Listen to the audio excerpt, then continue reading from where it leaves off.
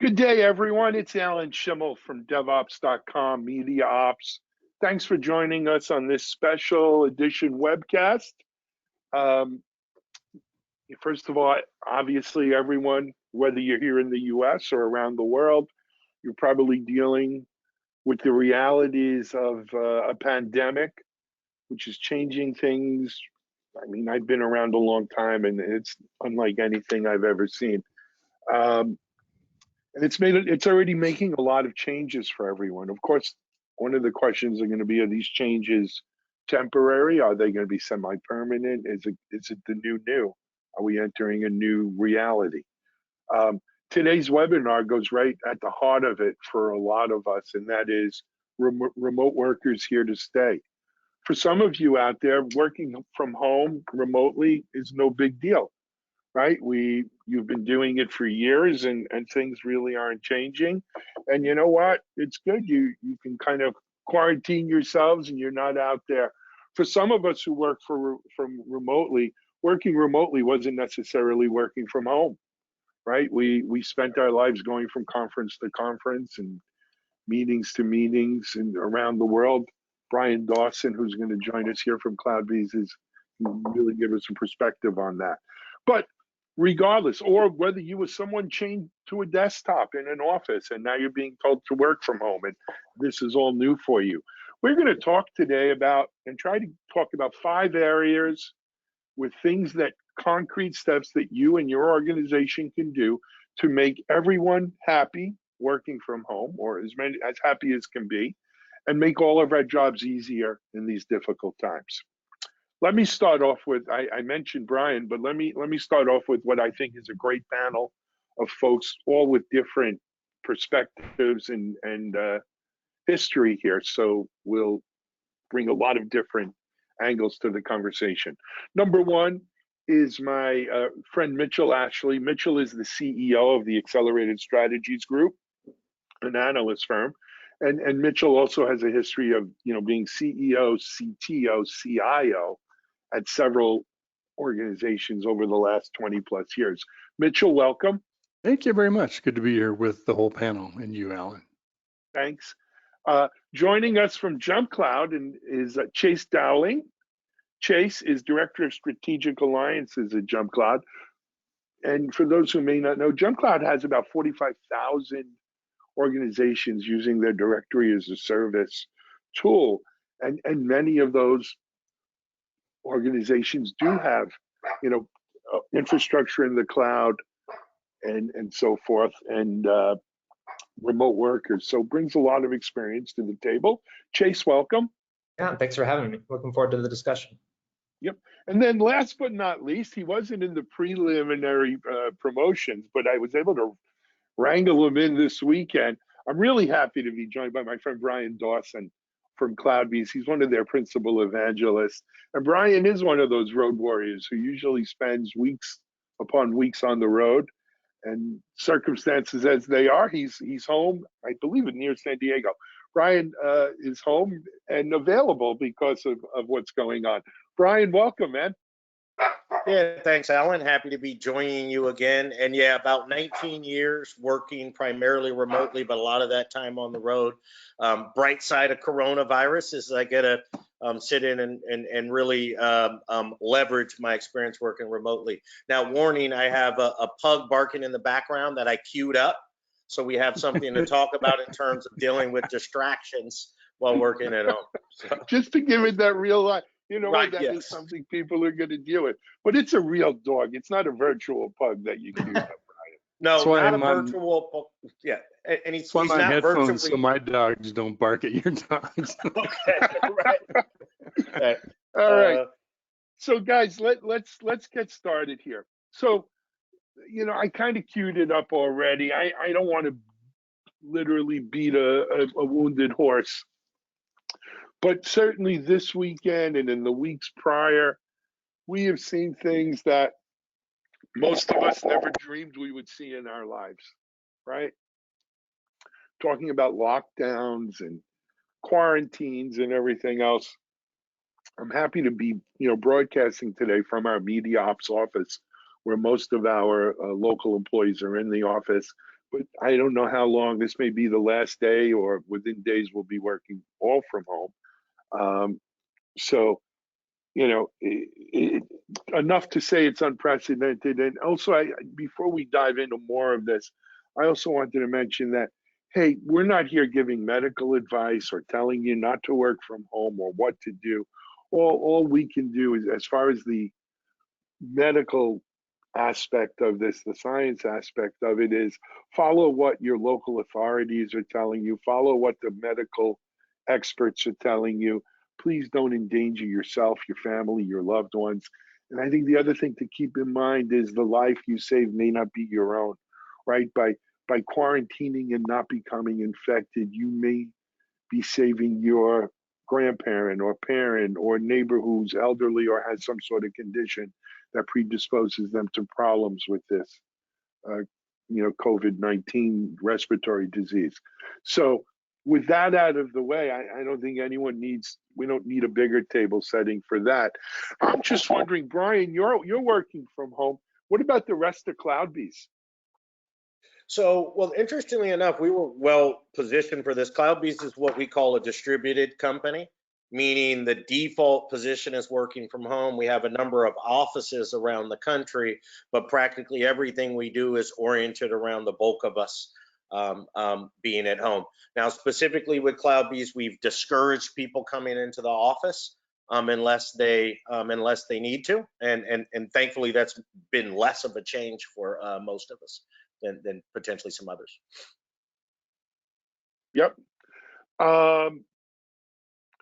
Mitchell, you've worked from home now, well, for the last couple of months anyway, right? Well, yeah, I've worked off and on from home some years, and I guess I've been working from home for the last year, but also like you and Brian and probably Chase, been a road warrior. So I think one of the things I'll share today is just one of the experiences I had was helping an organization as the CIO transform from being very one location centric to being non-location centric. So we're sort of all forced into that now, but there's some certainly good lessons from that as well. But yeah, I enjoy working from home. There's some really good things about it, some downsides too.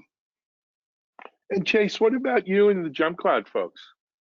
Yeah, definitely a bit of a learning curve. I think just as far as people adjusting to that type of mentality. But in terms of JumpCloud, right? So we're fully cloud-based, so we're inherently set up for it. I think a little bit better than other organizations that are kind of grappling with the accelerated realities. But I think there's always this notion, a larger trend of kind of moving away from locations, especially fully remote organizations aren't anything new. I think it's just dealing with this really accelerated trend, right, of kind of like over the weekend, right, kind of forcing people to really think about it, grab what they can, come into the office and kind of move from there. So I think those are the biggest things, but I think over time what you'll see is a lot more people kind of settling into the grooves that I think all of us have, gotten into over the years, right, of kind of how to deal with working remotely, whether it's culture, kind of just being on top of things throughout, the organization. Absolutely.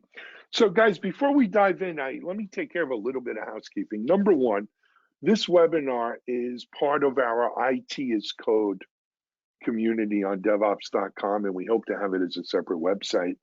This whole COVID thing has kind of put a crimp in our plans, but certainly by this summer, you'll see IT is Code as a separate site. But for now, it lives within DevOps.com, but it's really aimed to be saying, hey, it's more than just the dev or the DevOps or even the cyber people.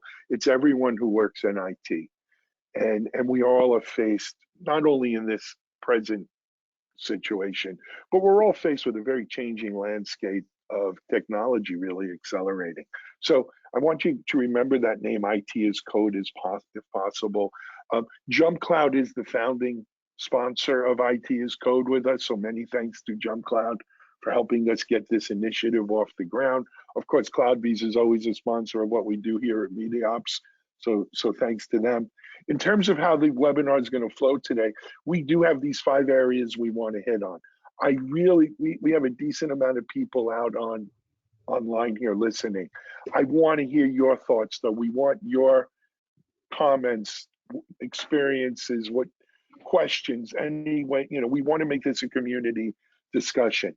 I'm going to ask that rather than writing in the chat section, though, if you wouldn't mind going into the question section of your GoToWebinar control panel, which for many of you is in the right-hand corner of your screen.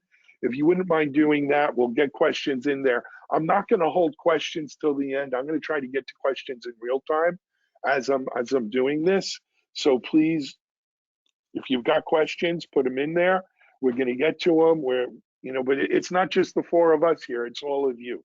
So let's make this a really interesting community discussion.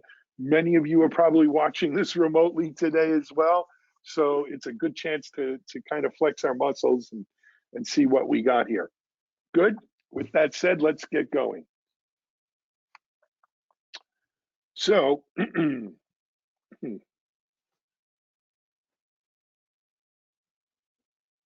so 5 things to make everyone happier while making it easier, right? The first area I wanted to touch on, or I wanted us to have a discussion on, was device trust. And I think before we discuss trusting devices, we need to discuss devices, right? For Brian or Mitchell or I, look, we live on our laptops and we take our laptops with us wherever we go. So whether we be in the office in a docking station or at home or on the road in a hotel room or on a podium lectern presenting, our laptops are our devices and they work pretty darn good, to tell you the truth. Right? We can do just about anything we can on a desktop. Many of us have tablets. Our phones today are pretty powerful. There's a good chunk of people out here, though, who work on desktops in their offices, and they may not have laptops. And working from home means what device do I work on? Do I use the trusty old PC here or Mac that we have at home? Do I use one of my kids' devices? Maybe we have an iPad or an Amazon tablet. Can I get by using my phone working remotely? Right. So I think before we get into trusting devices, let's have a little discussion around devices. Mitchell, you're ex-CIO. I was going to say CIA, but you're not CIA. Not that I can discuss anyway. So, what's interesting about the trust is, employees, staff may be using not a regular computer from work. Maybe they left work and left even their laptop there. They don't have a chance to go back and get it. So folks may be working from a shared computer at home. Maybe it's the gaming computer, it's the family computer, it's their own office computer. So it can be a lot of different places. So I think that's one of the things that you want to establish up front is, if you don't already, how are you sharing documents? You're going to put them all on Dropbox or Box or some place where they're going to be located. How are you going to be communicating? Is it email? Is it other platforms? But also think not just of the PC or the Mac. Think about, as you said, tablets, phones, because you want to be able to sit on the couch and do your meeting out there because you're watching the kids while they're working on a puzzle or playing on something. So be very device friendly, but understand that those may be shared devices too. So the software that you're providing your employees needs to be something that can have a password or a certificate or something that protects it. Agreed. Thoughts, comments, Brian, Chase?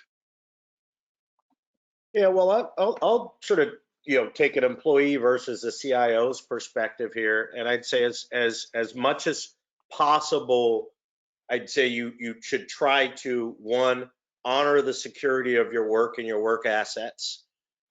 So if the company has not had time to spin up and provide you with specific guidance around software solutions and tools such as virus protection, VPN, et cetera, you should be giving that consideration.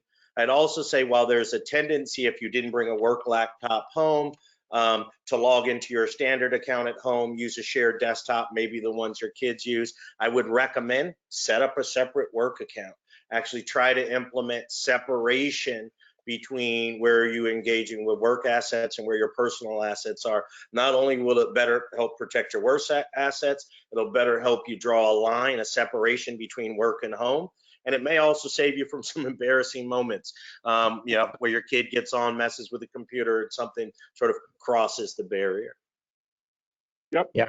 I agree with that. I think maintaining that partition, because we in JumpCloud and kind of rest of the space, we often talk about kind of people have two separate digital identities that they carry with them. One is all the different layers that you've created over time, LinkedIn, Instagram, kind of all those, but then you also have that corporate identity that was created for you, right? And so now there's a lot more people that are starting to merge not only like devices and kind of how to access that, but kind of like those identities on those devices.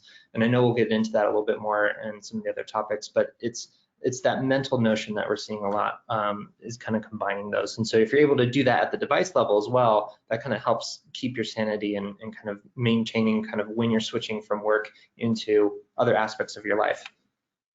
Yep.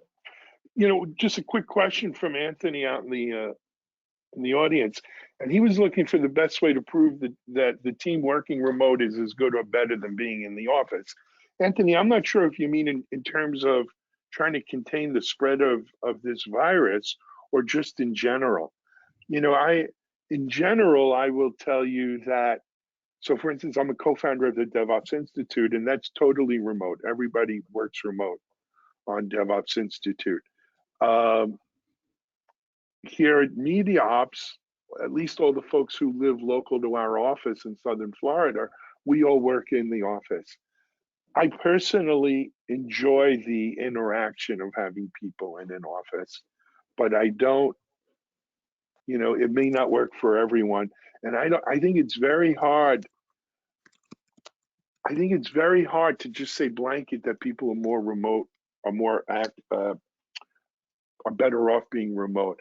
I think to have truly a lot of remote people, and Brian and Mitchell can testify to this, you need a certain amount of self-discipline when you're working remotely, right? You can't lounge around in your pajamas all day.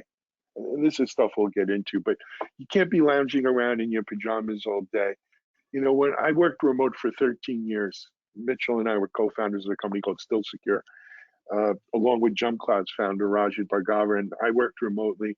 But you know what? I got up every day, took a shower, got dressed as if I was going to the office, and I worked like I was in an office. I had my own space in my home office, and I worked there the same I would work in an office.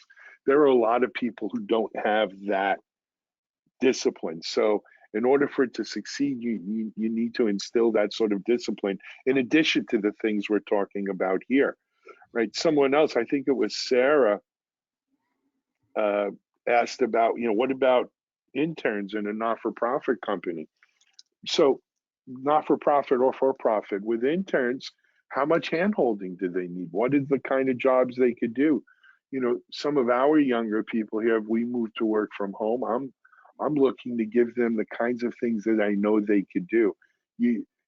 Unless you're going to have always on cameras seeing what everyone's doing, it's hard. And for people who need a lot of hand-holding to finish their task, like an intern might, it may not really work for them, quite frankly. So again, case by case basis. Alan, I was going to add to the first question that there's a learning curve. I'm guessing you probably went through this too.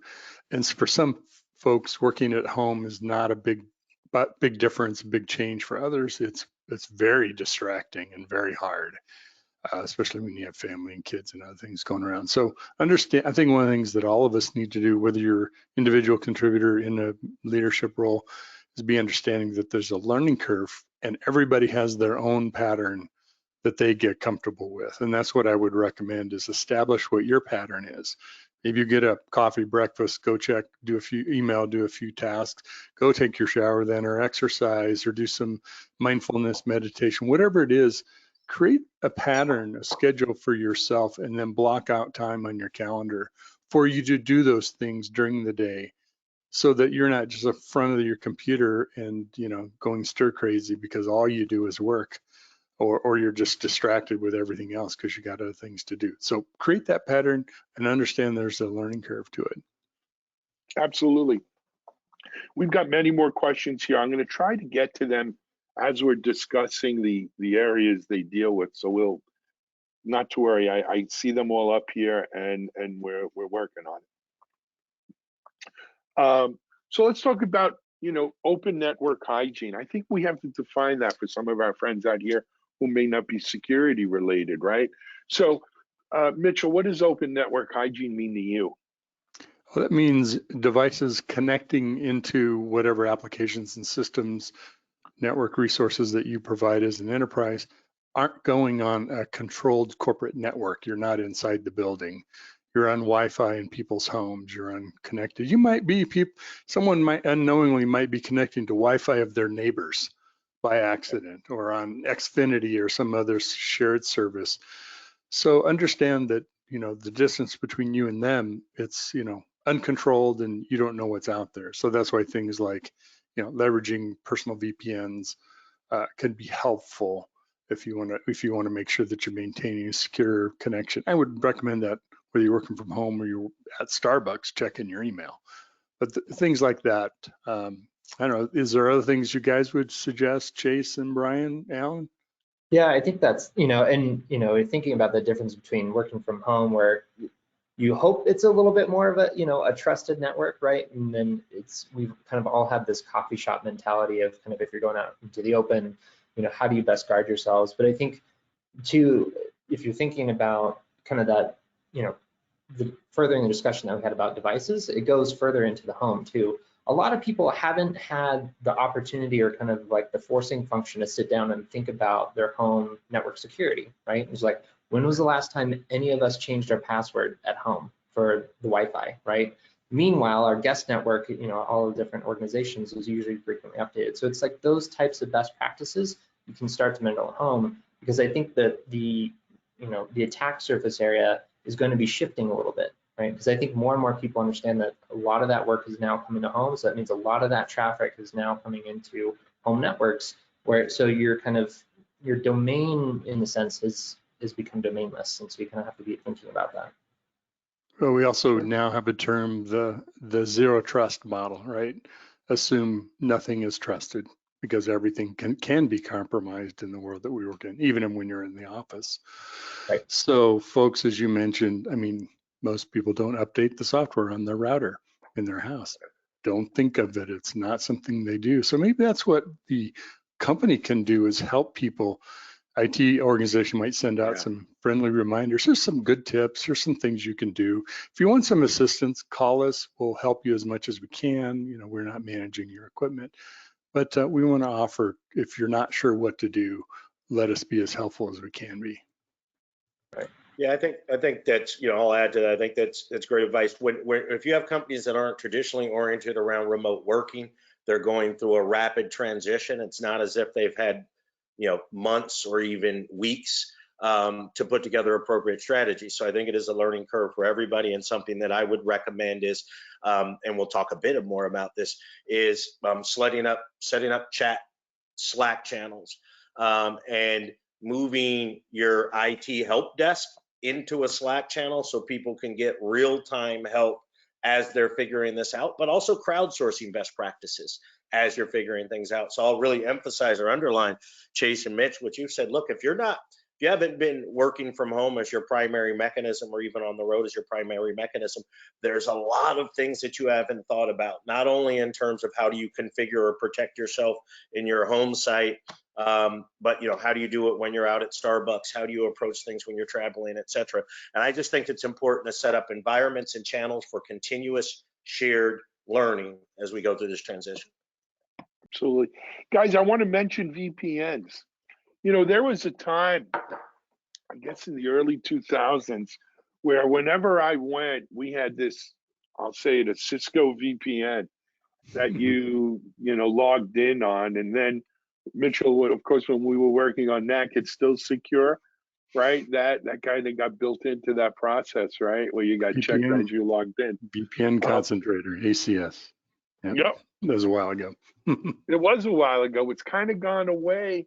I mean, quite frankly, the only time I use VPN, I'll admit it, online, is when I'm traveling international and I don't want to get filtered out of watching, Netflix or Amazon Prime or my Major League Baseball or whatever, while I'm out of the country.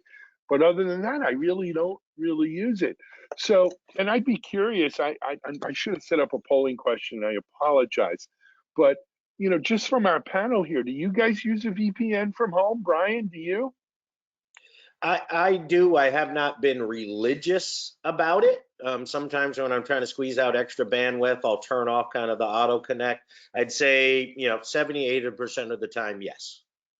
Chase, what about you?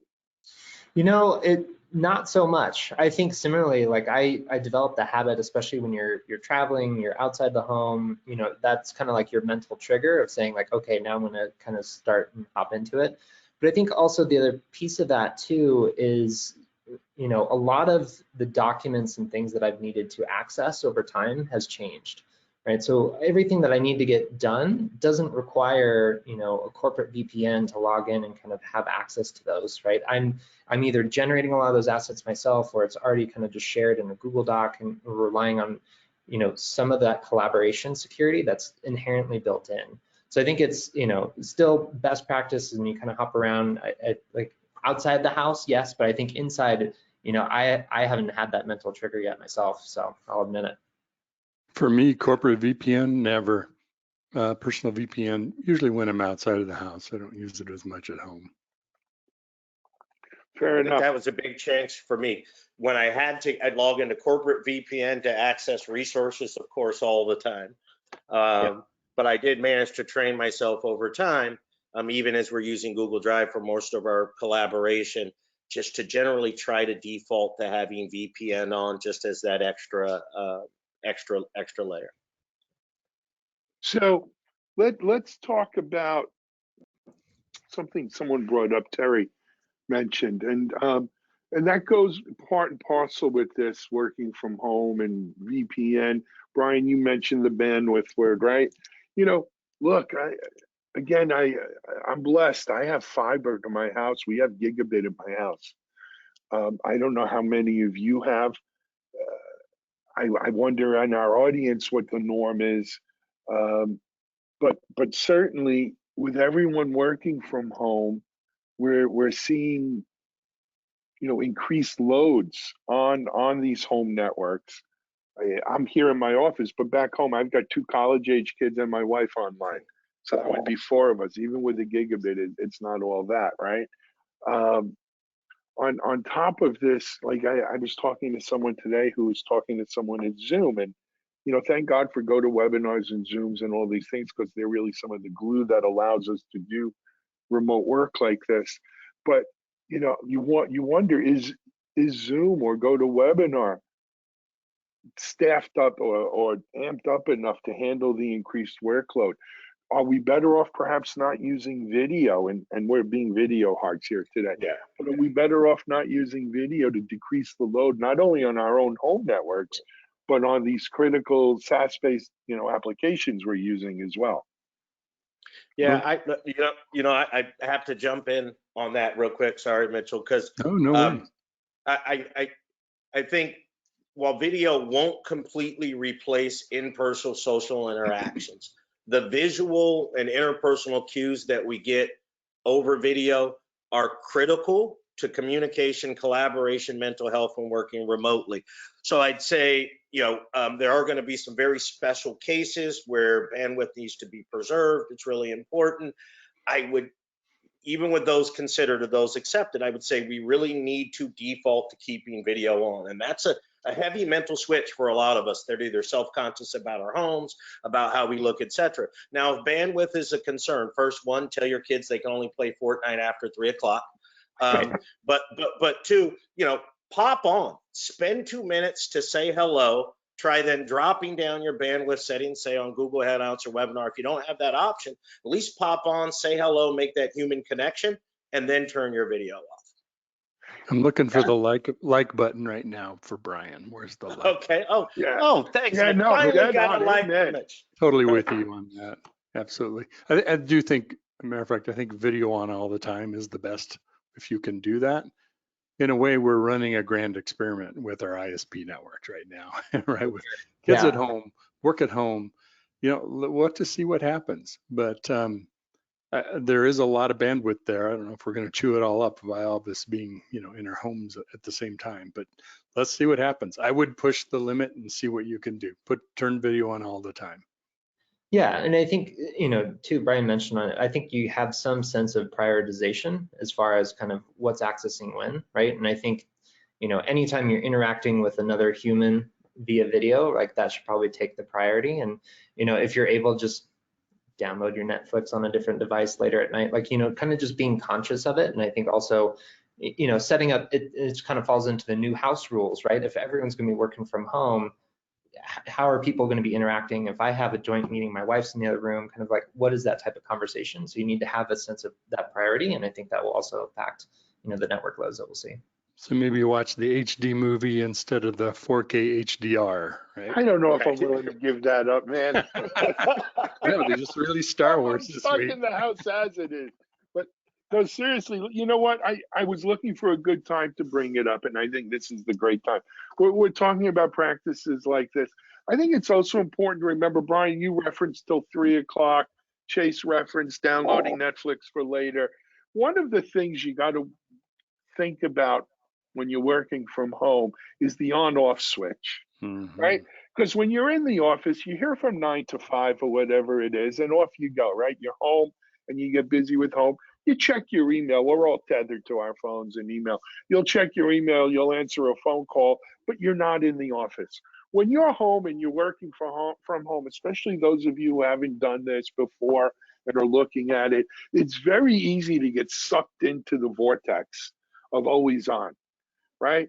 So one of the most important things I would tell people is, again, depending on the parameters of your job, but there's an on time and an off time. Not to say that you're off and no one should ever reach you, but if you're off, you're off, right? And Totally agree. you got to do that. And this, brings up, so for instance, Brian, I know you had in our pre-game discussion mentioned Nicole and some of the Dora research around this. And I would also mention the burnout. I did a panel discussion. There was actually a panel at Jenkins Does Enterprise, and then we were lucky enough. We had Dr. Christina Maslick and Steven Spear and Dora and Nicole Forsgren, and we talked about burnout. And I think that's something we need to. People are so stressed, and so they dive into their work as a way of escaping the reality of this situation. And what does that mean? It's not necessarily healthy. Guys, I'm interested in your comments.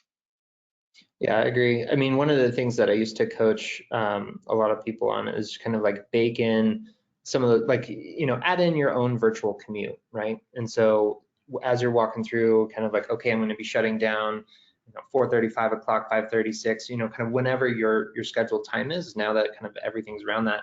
But, go take a walk, listen to a podcast, kind of like have that decompression, kind of that transition time from work to non. Because if you just open up a different email browser and now you're checking personal emails, your whole context hasn't changed yet. And so I think in order to kind of have that context change, you also need to have that mental trigger.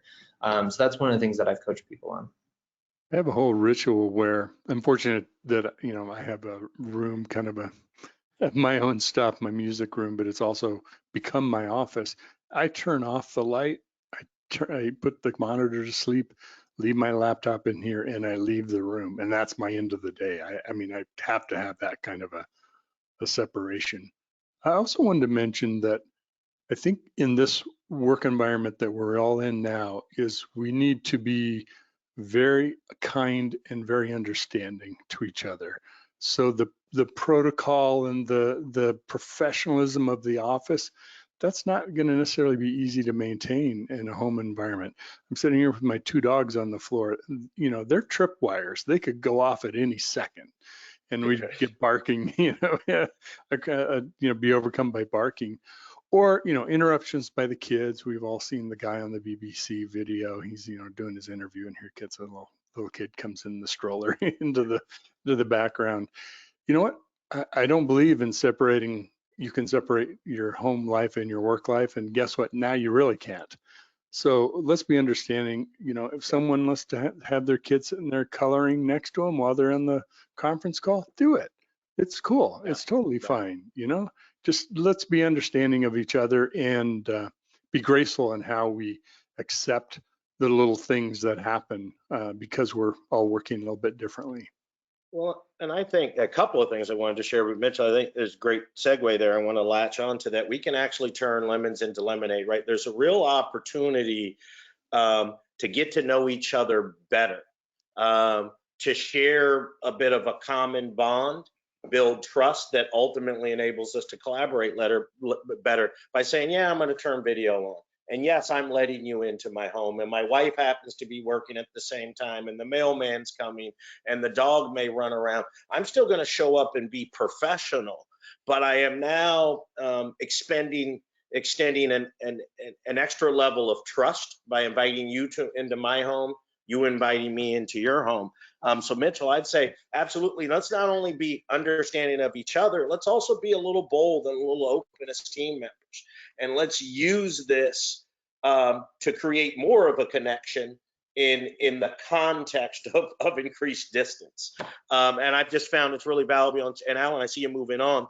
I also do though want to share one of the things our team members practice is we get up in the morning, and more days than not, we say good morning as we would as if we walked into an office. And as we wrap towards the end of the day, we say good night. Hope everybody has a great time. This builds social connection, but it also starts to establish that delineation between on times and off times. So. Absolutely. So I just moved us along to keep that moving along. I just wanted to mention one thing. A person named Alan, not myself, mentioned that, hey, the phone numbers to dial in for today's webinar is throwing off a busy signal.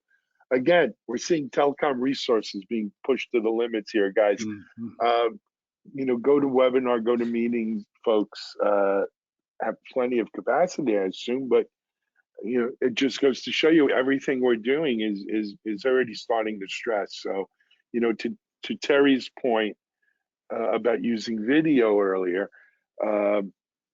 it was one of the questions from the audience, one of the statements from the audience. Look, we're in uncharted territory here, and the loads we're going to be putting on these networks are probably in their untested or at the very corner cases of their test kind of plans, and we'll see how that plays out, but we'll deal with it. Application access and authorization. Chase, I'm going to ask you to take the lead on it, but before we do, just a couple of general remote questions we got from the audience I wanted to kick right on. Is working remotely a decreased cost benefit, or is remote access an additional cost to the company? So I'm going to start off, and then I'll let all three of you jump in. So if I'm already renting an office and no one's going to be here because they're going to work from home, it's very hard to say that that's a cost benefit for the company, because I'm already incurring my fixed costs in having an office. However, if remote working was sort of the norm, right, our standard operating procedure, and therefore I spend less on fixed office costs and so forth, it could conceivably be cheaper than what, especially what organizations pay for a lot of office space and stuff. So I think in that regard, it depends. Is it something you're doing temporarily here or permanently? Panel, what do you guys think? I think there's a mind shift that we need to make, and I would actually like to stop using the word remote work and switch to a different, which is in respecting the personal life and when it's time to work and when it's not. But think of it as work everywhere, work anywhere. That's what we want. It doesn't matter if we're home, we're at Starbucks, we're sitting at the airport, waiting for the rental car, folks to drive the car, whatever it is. You want folks to be able to be productive with their access to applications, network resources, et cetera. And you get away from, and I think hopefully this situation with COVID-19 and everybody working quote unquote remote or everywhere, it is that we'll get away from sort of the second class citizenship of being remote, because we're all separate remote. But I think that's the shift to make, because to your point, Alan, you know, if do you want, in a normal situation outside of our current circumstances, do you want folks to work at home a certain number of days? Usually there's some kind of policy like that to provide people some flexibility, but you also want some collaboration in the office. Great. Well, you want the remote work capability, work anywhere, so that while they are at the doctor's office, you know, waiting for an appointment and need to respond to an urgent matter, they can, you know, whatever it is. So that's how I look at it. Yeah, I'll to tell on ride draft on Mitchell again. I like the remote anywhere. I'll liken it to saying, look, there's organizations that only need to deploy a new release of their application once a month, but there's still value in building up the capability and competency to deploy at any time. I think it's very similar to say, even if your default sort of resting state orientation is around people coming in the office, it's your applications, infrastructures, and ways of work can support working anywhere, anytime. That helps. Now, in terms of cost, I do have a concern. While I'll be a bit naive, I understand managing cost, expenses versus income is important for any CIO, CEO running a business. I hate to see remote working, though, being focused on a cost savings. I think it's really about how do we empower our employees? How do we keep them happy? How do we allow them to be most effective and most productive, right?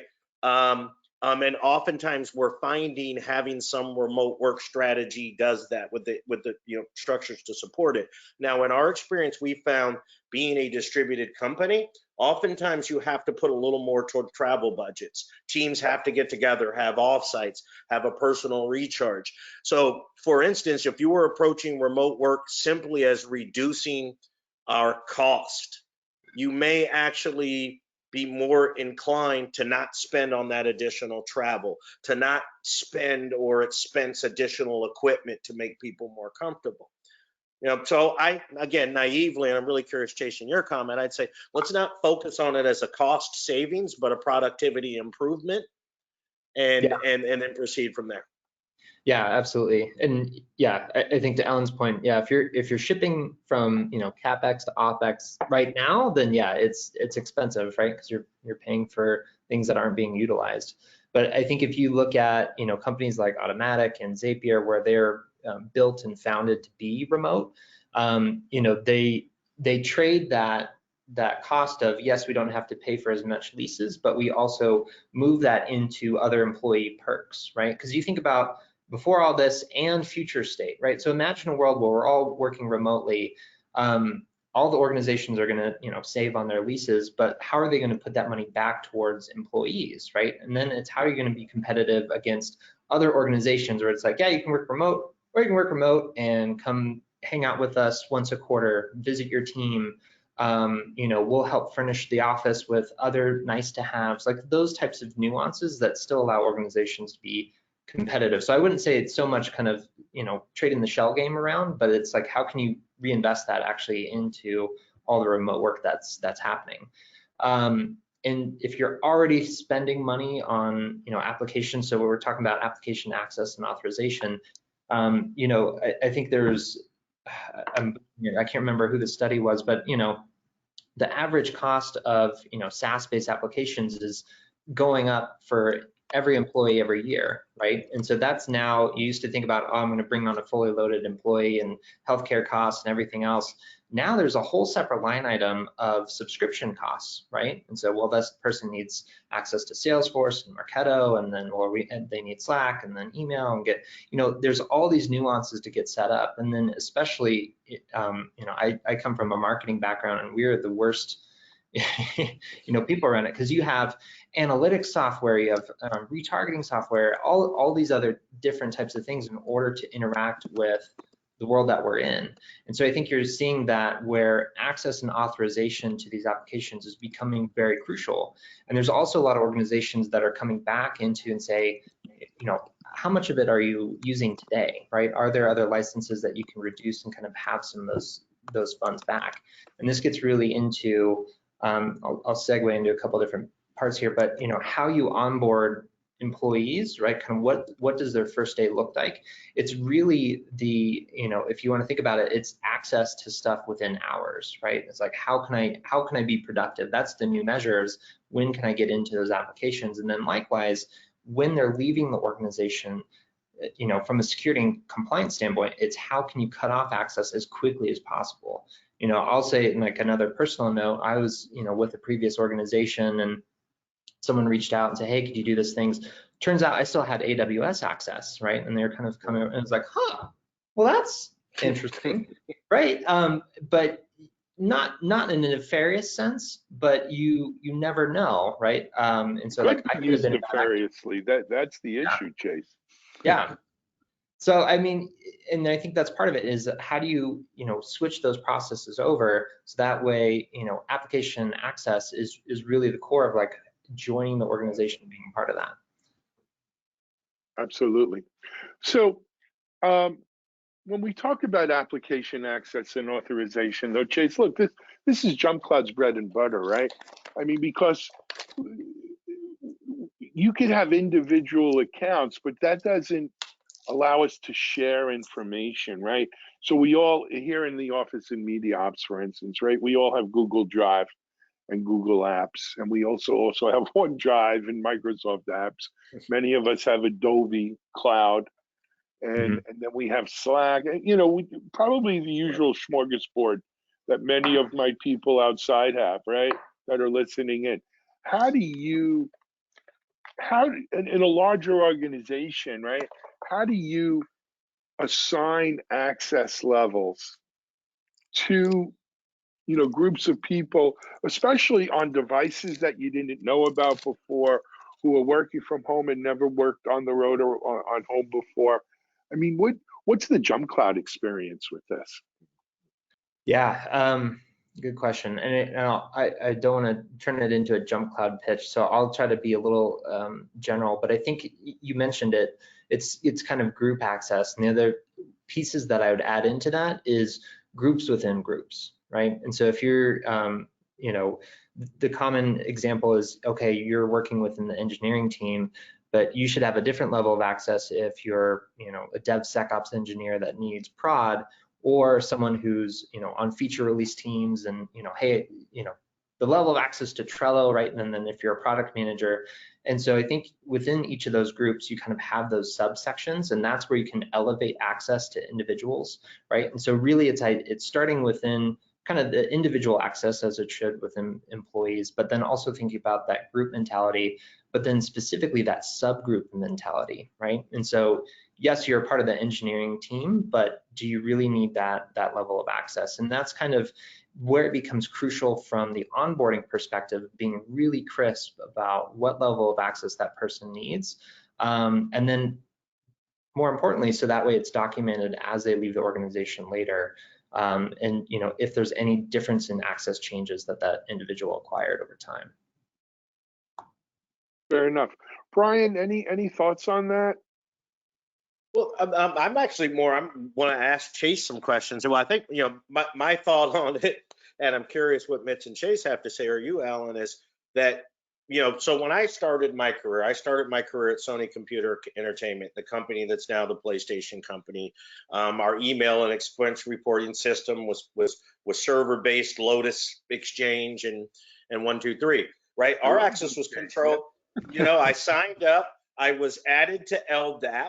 Right. My desktop in my office was granted access to the network, and that was it. When I left, I just got shut out from the company. There was no individual SaaS offering and access control that needed to be managed. But now, especially in a DevOps world and a SaaS world, we are using so many different tools to do our jobs. And oftentimes we're picking up on the fly. Hey, I found a new mind mapping tool. Let's everybody start using this. It sounds, in my experience, but I also think there's experts on this call that can answer that, as we move into a best fit, purpose fit tool, sort of the microservices of tooling. Yes, now we can work anywhere, but it's much more difficult to manage, turning on and turning off access for employees. And Chase, I don't know if I'm putting you on the spot or any of the other panel, but I'm going to play audience. Any comment on that? Any suggestion of best practices on how to manage this new world? Yeah, I mean, sorry, Alan, I'm gunning for your job here. I'm trying to see. No, Brian, anytime you want, babe. You know what I mean with this virus thing. I need a plan B. So if you're applying, yeah, I think the default general answer is you need to, as we fragment out areas of work, as we become more specialized, it becomes, doubly, triply more important to centralize that identity and kind of bring it all back into, right? And so like JumpCloud's mantra is like, we have one identity that allows you access to laptops, networking, all the different applications that you use, which is really powerful, right? Both in granting and then also de-escalating access to all those different applications. So that's one area. And I think the other area kind of outside of the JumpCloud realm is this is when kind of shadow IT starts to rear its head a little bit more, right? Because then you have a lot less visibility, and it's not even like water cooler talk of like, oh, a new mind mapping tool or some of those other things. I think, the other piece of this is people are going to be a lot more, they'll have a lot more independence when it comes to this of like, oh, I need this to make my new remote working situation better, right? And kind of add on all these other things, whether they're financing it themselves or kind of going through different finance approvals. But it's that centralization of access that is really going to become important, because then, you can reel in one identity across everything that you have, but if you don't know what's not even out there, then that's a whole nother level of, a headache that needs to be warranted, right? Right. So it's the new version of shadow IT that needs to be monitored, and no simple solution for it. Right. To me, it's the identity, the directory, authentication, access management, access control. That's the one thing IT has to get right. And there can be two forms of right. There can be the land of no IT, meaning we say no to everything. So we have, as tight a control on things as we possibly can, which means you're going to have lots of shadow IT because they're not going to come to you. Or you're going to have we're into productivity, we're here to help IT. We have a flexible identity management architecture that, by the way, is on-prem and cloud, across devices, across SaaS, across our own applications. That's got to be right. And so, that's easy for me to say too, by the way. This is not like, oh, let me hit the right button. Okay, now I've got it right, or done it right. But I think and it's an evolving thing, right? I mean, we're not going to see shadow IT stop. As a matter of fact, I kind of don't even believe a shadow IT is a bad thing. It's going to happen. It's why the cloud is popular, because you could use a credit card and get everything you wanted without ever going to IT until you needed single sign-on or network access control and data. That's what got you to go back to IT to ask for help. So I'm not here to show for Chase's company or the cloud directory, which I do like what you guys are doing a lot. But I think that's an area where IT sort of sets up and forgets, but it's got a lot of activity because you got people coming in and out. We forget what you're using and they're gone, but we forgot to turn off Slack or, whatever. It's a challenge. Fair enough. Guys, as I suspected, we are running a little longer. I'm glad we're weaving the questions in, though, because otherwise we'd be really in trouble. But we've got about 8 minutes, and I've got two areas to hit. One is tools and tactics for remote collaboration, right? So, some of the folks asked, what are kind of the new tools that have come out? What are people using that enhances work from home? So to me, there's a couple of tools that really stand out, or a couple of apps. Number one is Slack. We use it here at MediaOps. Brian, I think you guys do too at CloudBees. We live by it, yeah. JumpCloud. I mean, it really is a game changer in terms of, it's the instant messenger that we always wanted, right? Because it gives you so much more than just messaging. The problem is it could get noisy, right? And I know when it gets noisy on my phone, I shut down notifications. And then all of a sudden, I forgot I shut down the notifications and I stopped. And people are saying, I'm trying to Slack you. I sent you something in Slack. And I'm like, oh, I didn't get a notification. So the issue isn't, and I don't mean to make this a commercial for Slack. There are Slack alternatives out there that are pretty damn good too. But the issue is, regardless of what you're using, is it always on? Right? And are you always on then as a result? As I mentioned before, you need an on and an off time. But, you know, the tools are only as good as the people using them. And so, you know, a tool like a Slack, for instance, I think is a godsend. I think one of the nice things we should think about doing, and some of the suggestions from the audience, I didn't make these up, is maybe having a Slack stream with like fun things, right? You know, just kind of non-work related, but you know, humor or something that gets people interacting that way. I think, you know, how do we keep social interaction up while when you're used to being in an office with 100 or hundreds of people? Is you need that banter that you can do on an instant message that you frankly can't do in email. Email's still great. I'm from the email generation. I live on my email, but you can't get that back and forth conversation as well as you can in a Slack message, right? Or on a Slack channel. And you know, you could do one-on-ones, you could do one-to-many, you can do groups, you can create groups on the fly. It really, really is a great thing, and I recommend it. There are others. Look, there's GoToWebinar that we're using, GoToMeeting, the Cisco folks, and you know, I do think video conferencing is good. Again, if you're not, you know, doing to the network what people are doing, buying toilet paper, which is hoarding. Right? And so we need to be cognizant of that. If I can, Alan, if I can jump in on this, because I'm really Sure. passionate about this. I introduced Slack into one of my companies. I think it was 2011 or 12. Here's why it's important, whether it's Slack or Team from Microsoft or other tools. Is email, the sender determines who gets to see or be part of the conversation. When you hit send, you've typed in the to and the CC and all that. It's just the opposite in a collaboration tool like Slack or Team or others, is I get to choose what I want to follow, and I get to choose when it gets too noisy. So the problem you pointed out, Alan, of I'm just like, I turn this thing off. That's what you want to be able to do. You can't do that with email. Right? You can't say, I don't want to receive any more of that conversation.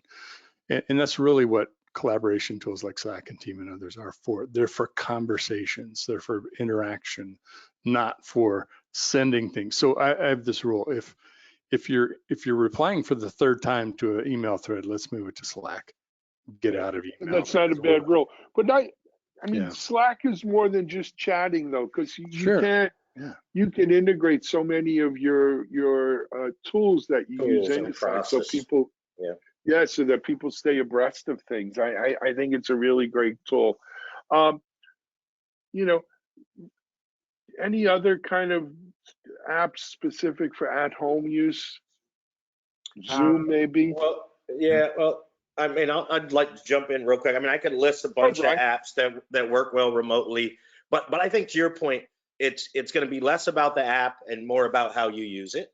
And so I just want to take a couple of moments in our limited time to say things like Slack, I almost said HipChat, are good because not only they facilitate communication and collaboration, but you have identified spaces.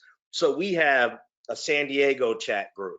We have a dogs group where throughout the day people post pictures of themselves with them dogs. I run a hip hop heads chat group. So all of this while you're plugged in, always on, trying to figure out how to connect with your coworkers, these types of solutions give us a space to go find commonality, build a connection around things that don't involve work. And I'd also say, as you're using these tools, Hangouts, GoToMeeting, Slack, etc., one of the things we do that's been valuable is we always allow some time up front at the start of the call. How's your day? Joke about coronavirus. Talk about the picture behind somebody on the wall. But take 2 minutes before you jump into business to have some light social interaction. Absolutely. And really, not even just 2 minutes before, throughout the day, randomly. Don't think because people aren't in the office in their home that you can't bother them. I walk up and down the halls here at MediaOps. I pop in, I say hi to people, how's it going? You got to do the same thing when they're home. Guys, we only have a little bit of time left. We still have to do digitizing chain of command. But I also wanted to mention that Lisa M., Sarah R., and Tim B.